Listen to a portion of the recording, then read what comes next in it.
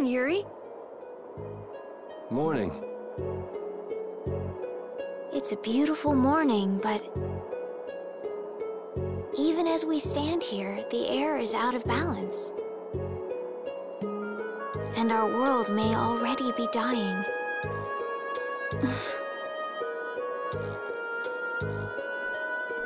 That's right. Wow, look who's feeling better. In the past, these slight fluctuations of the air have not negatively affected our world. There have always been beings who maintain the balance by sensing changes in the airflow. Beings like Pharaoh and Baul, the Entelekea. So the Entelekea were responsible for keeping the air balanced. For ages, the Entelekea have regulated the air. But the recent increase has been greater than they could control. Which is being caused by the Hermes Blastia. And which is also why you were going around taking down as many of them as you could. Yes, that was my mission. The path I walk with Baul, to whom I owe my life. The path you walk. Now some would even hunt the Entelekea for apatheia. This has made the mission of the Entelekea even more difficult. Why is everybody so crazy about these apatheia anyway? I'm afraid I don't have an answer. The air an Entelekea absorbs becomes condensed within its body over time. When its life is at an end, that condensed air forms a crystal, an apatheia. That's all I know. I imagine Pharaoh could shed more light on the subject, though. So apatheia are crystals of concentrated air. If that's true and the energy could be extracted from the apatheia, it would be a source of overwhelming power, I'm sure. Could we really do that? I don't know. I bet somebody wants to use these things for the wrong reasons. Why didn't you just tell us all this from the beginning? Seriously, we could have avoided all this trouble if you just talked to us. Am I wrong? Even if you had known, there are things not even you could have prevented. What do you mean?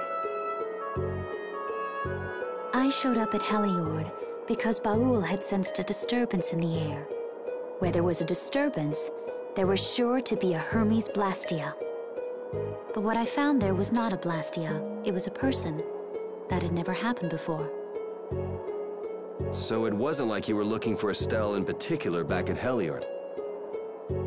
Yet for some reason, Baul perceived Estelle as a disturbance in the air. I had to find out why, for the sake of the path I've chosen.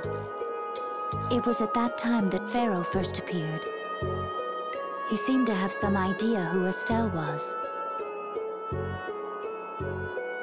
My mission was to destroy all the Hermes Blastia. However, Estelle was obviously not a Blastia. I needed to make absolutely certain. I made a deal with Pharaoh, and he agreed to grant me some time. You mean... If it became apparent that her existence posed too great a threat, then I would kill her. You what? Settle down. Obviously, Judith reached a different conclusion.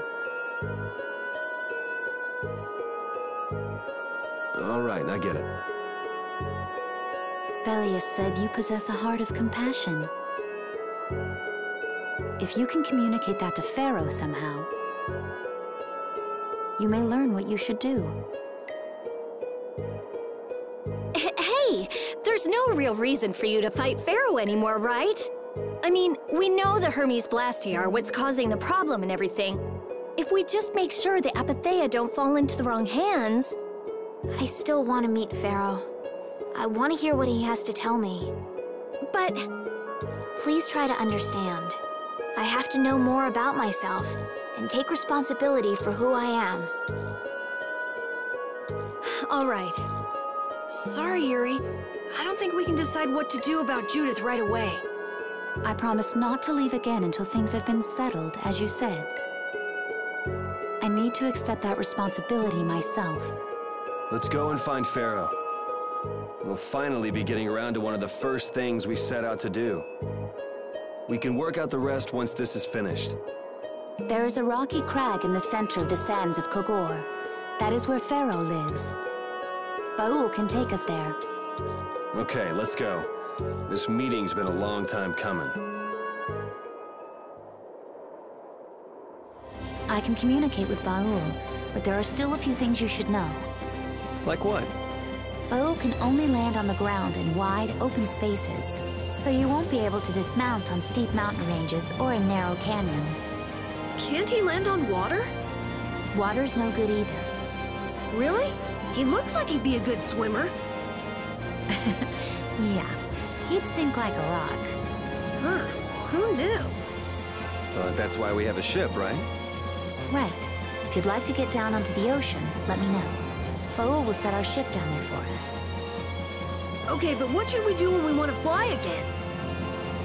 Use Baul's horn to call him to you. Bowels. That's all there is to it? Every Intellicaea has a special region in its brain that can be used for communication with a special power Critians possess. Huh. So we can get a hold of him by using that. Right.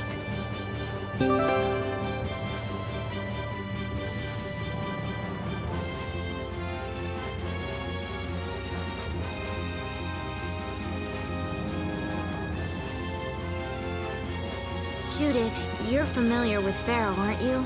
Is he really as scary as he seems? Well, let's see. Sometimes he's logical, sometimes he's emotional. He can be really scary or really kind. All right, that didn't help very much. One thing's certain, his power's extraordinary, even among the Intellicaea. Here's hoping we don't wind up looking like poor old Mount Temsa the moment we meet him. If he can do that to a mountain, there wouldn't be anything left if he turned on us. I wish you wouldn't joke about scary things like that. Why should we get scared before we even get there? Especially if he's that strong. Wish I could take it as lightly as you and Yuri.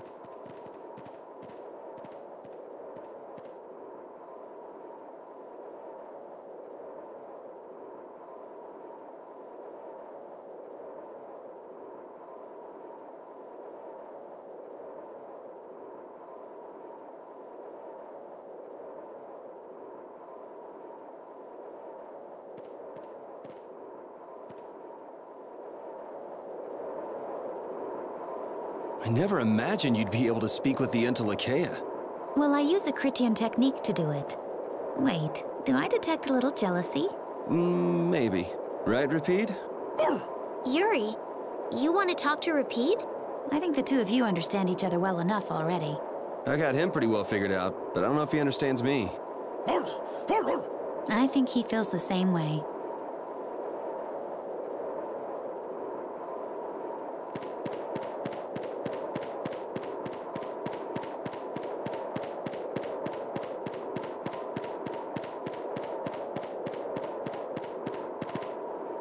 Well, he doesn't seem to be here.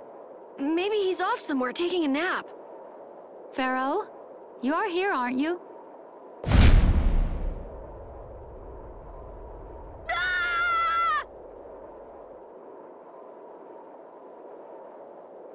Insipid poison, you appear before me at last. So you are here. Is that how you greet all your guests, Pharaoh? By calling them names? For what reason have you come to me? Surely you are aware that I could end your existence with a mere thought. You talk pretty big, don't you?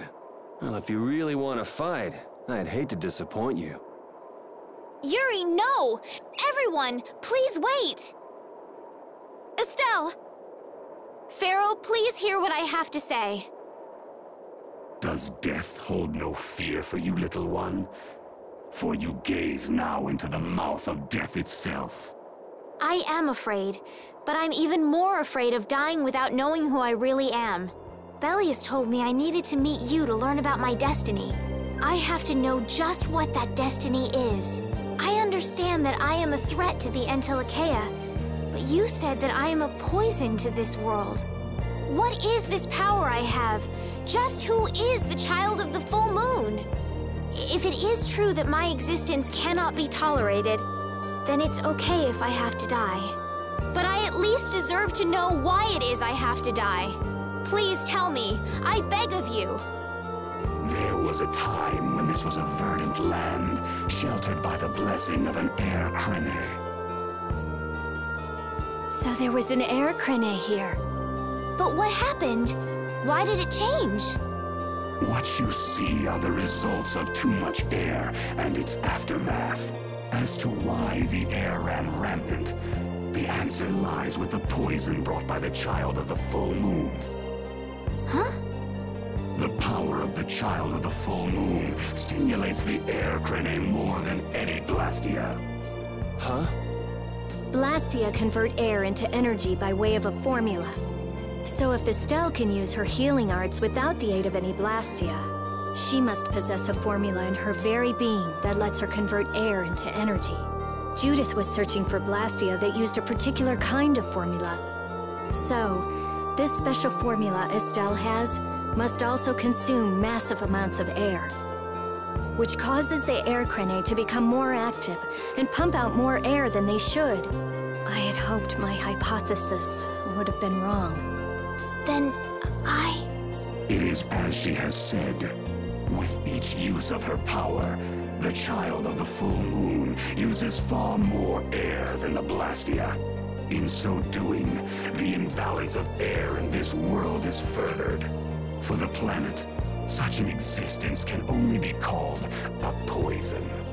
So you just wipe it out then? Little quick to judge, aren't you, Pharaoh?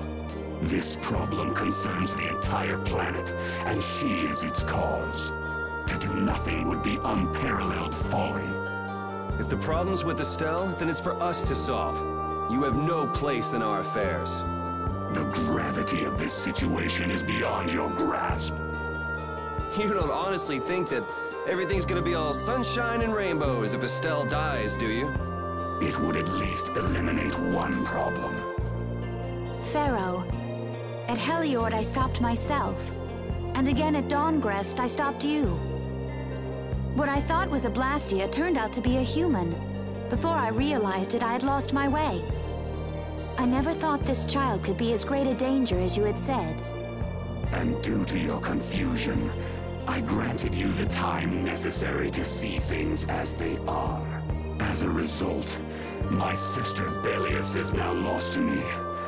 Enough. This power will bring only ruin.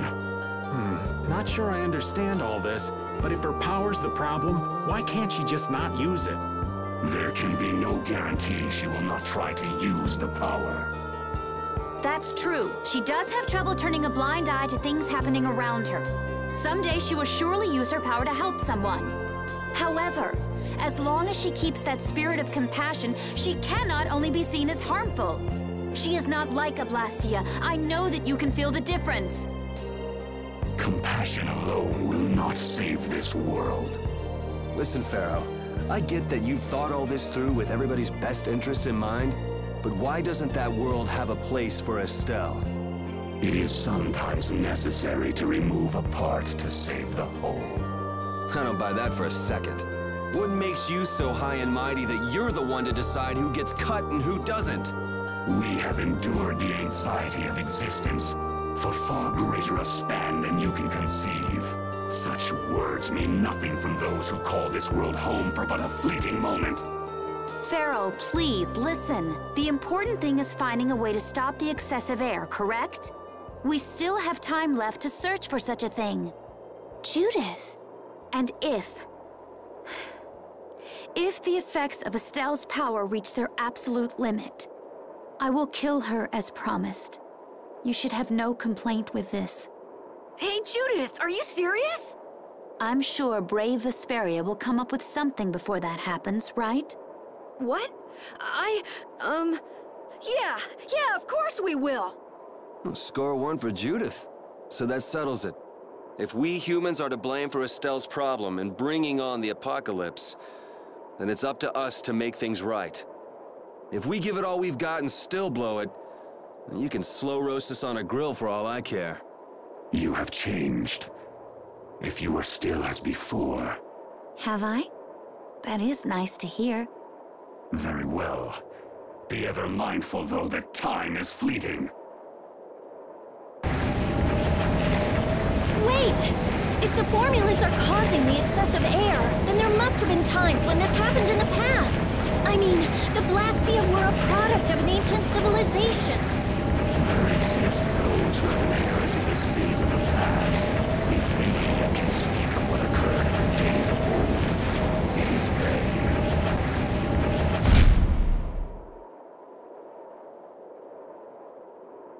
He's gone. Thanks for everything, Yuri. Judith, you too.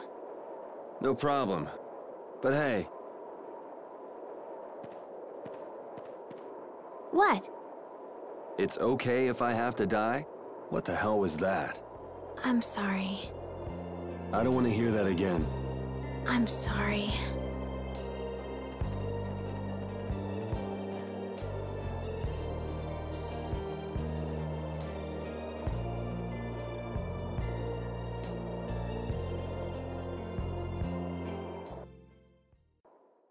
Man, I was really worried there for a while.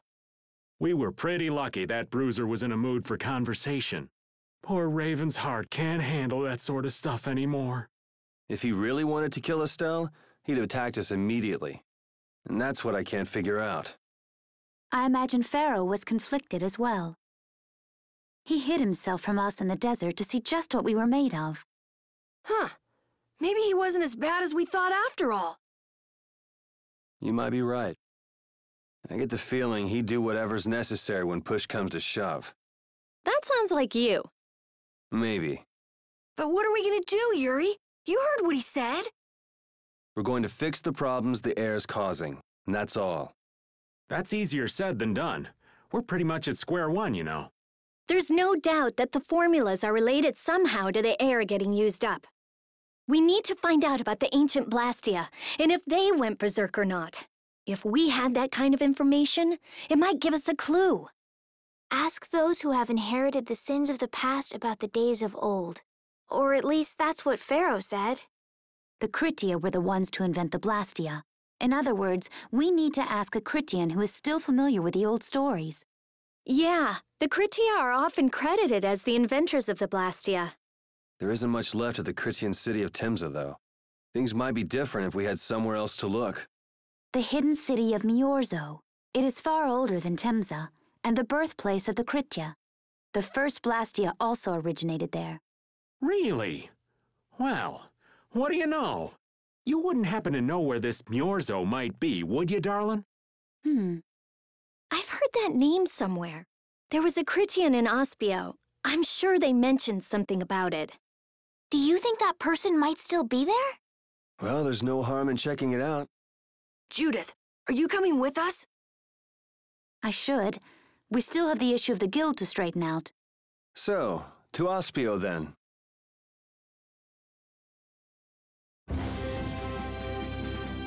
I am so hungry! We're seriously gonna starve! Save your energy, Carol. You'll just make yourself hungrier. Sharp stomachs make short graces, Carol. What does that mean? It means hunger can make you rude, and that leads to angry people attacking you with sharp things. I think you're a little off. But whatever, Yuri and Rita seem to be pretty calm despite not having eaten in a while. I'm used to it. Ah! There's a delicious steak right on top of Repeat's back. It's a trap. Don't succumb to temptation. Maybe we should do something about this. Yuri! Yuri! I found a green piece of veggie bread in my bag! I can eat it, right? Right? What the? No, Carol, don't! Seriously, this is getting dangerous. Let's eat something already.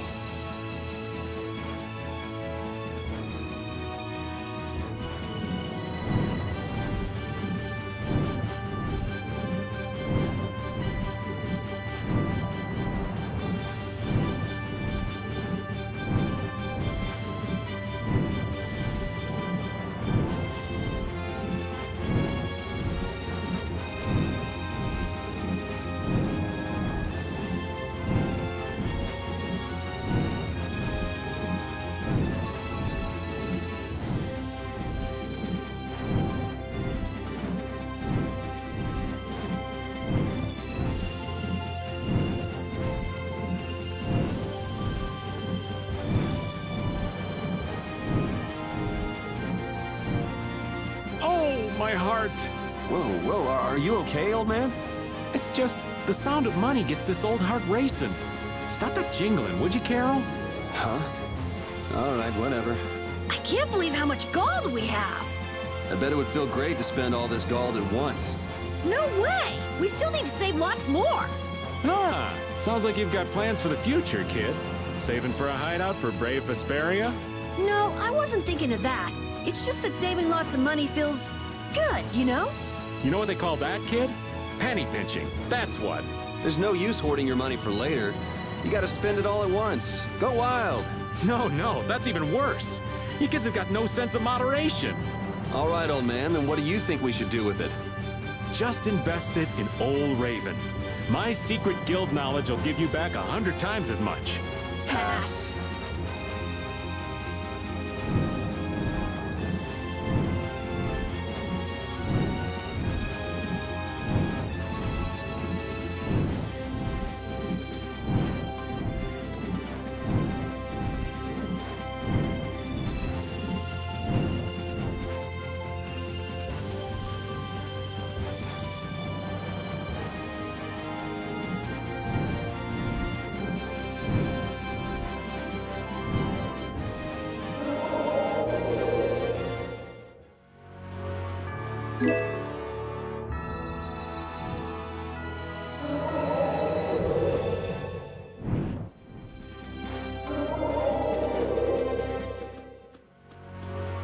All that stuff about the balance of the world is pretty hard to take in.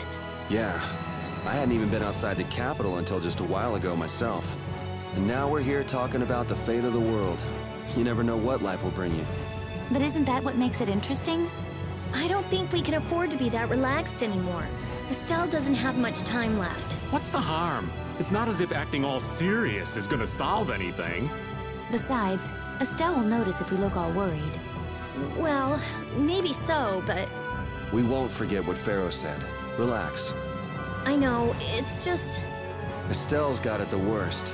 If we get too down about this, we won't be much help to her.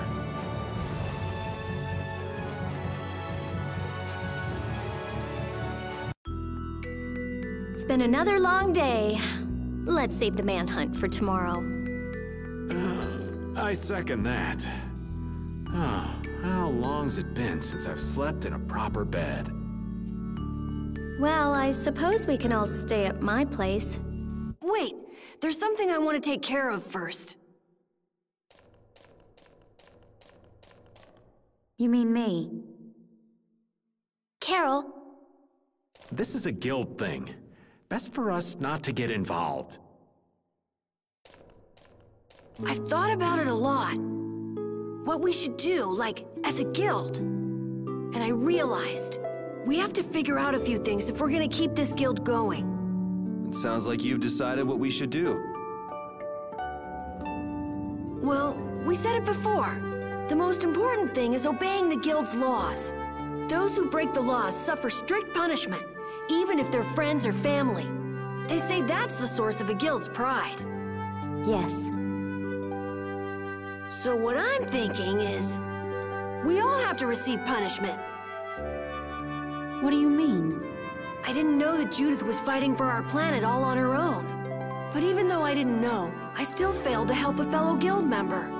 So I gotta accept my punishment. Yuri? Me?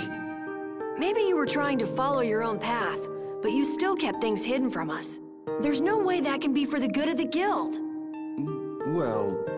So you gotta be punished too. Now he's stretching it. The laws are important. What if someone does the right thing, but still breaks the law? Should they be punished? To be honest, I just don't know yet. So that's why we should all just accept our punishment and start over from scratch. What do you think? I can't promise I won't have my secrets in the future. Well, if that's the way it is, if you can't trust us, then there's nothing you can do. That would be my fault. And what if I destroy a Blastia that our guild was planning on using again? That would be breaking the law that says I should act in the interest of the guild. But you'd also be acting for the sake of the world. Guilds aren't there just so people can obey their laws. I think we can let that slide. Doesn't that sort of make your laws meaningless? I've never heard of a guild like this before. But you've got me interested, I'll give you that much. Carol, you're just full of surprises. I thought plenty about myself and what I should be doing, but I might not have considered how my actions would affect you guys. This is a way of settling things I didn't even realize existed.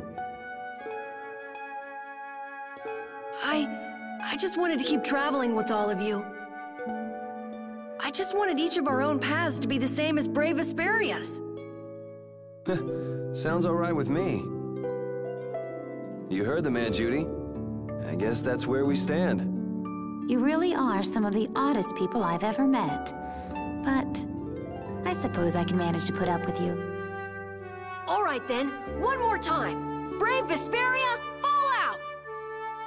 They're just making it up as they go, aren't they? Is that all a guild is? The Don ran his guild just a teensy bit differently. there's something beautiful about this way, though. So, what about the punishment? Oh yeah, I almost forgot. Looks like you guys are on Critian researcher detail. We'll be relaxing at my place. Hey, why do you get to decide? Excuse me? Did I hear a complaint? No, ma'am. No.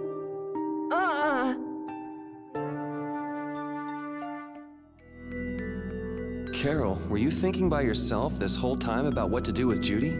Yeah, it was pretty much all I thought about after we left Nordopolica. That, and about what you did to Rago and Cumore. Really? It's nice to hear you thought about me that much, even when I wasn't around. Yeah, I wasn't sure at first. What was right, what was wrong. I think I have the Dawn to thank for setting me straight. Without the Dawn's last words, I never would have found answers to the questions I had. You gotta stand on your own 2 feet. Yeah, I was thinking about what that meant. And before I knew it, I wasn't thinking about what was right. I was thinking about what I want to do. And that helped you decide what to do with the guild. Yeah, so here's to fresh starts. Yeah. To fresh starts.